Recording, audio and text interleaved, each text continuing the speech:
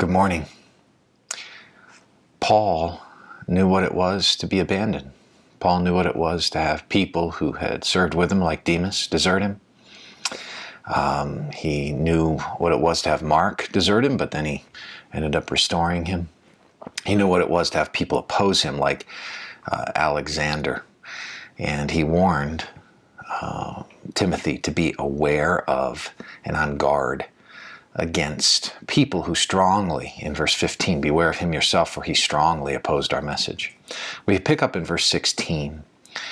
Paul highlights that desertion, but has a word about the presence of God in the midst of human desertion. At my first defense, no one came to stand by me, but all deserted me. May it not be charged against them. 2 Timothy 4:16. People had deserted him. And he doesn't hold a grudge. He doesn't want the Lord to somehow vindicate that desertion. Instead, he's just stating a fact. And I think Paul's heart towards others was likely tempered because of the abiding presence of God. The very next verse reads this way in verse 17.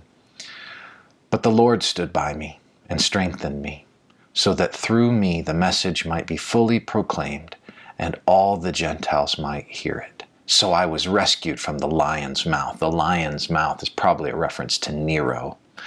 And he's saying, the Lord spared me from martyrdom, and spared me so that the proclamation of the gospel could continue. And while everybody else deserted me, while people were fickle, the Lord wasn't. The Lord stood with me. This is why the psalmist can say again and again that the Lord is his rock. The Lord is his strength. The Lord is his refuge. The Lord is his high tower. It gives these images that God is the place he runs to for comfort and strength and help and aid. Because the hesed of God in the Old Testament, that faithful, loyal, devoted love, always remains. So if you feel like people have deserted you, if you feel alone, maybe some have deserted. It happens, unfortunately. But the Lord's gone nowhere. The Lord has gone nowhere. And the Lord stands with you.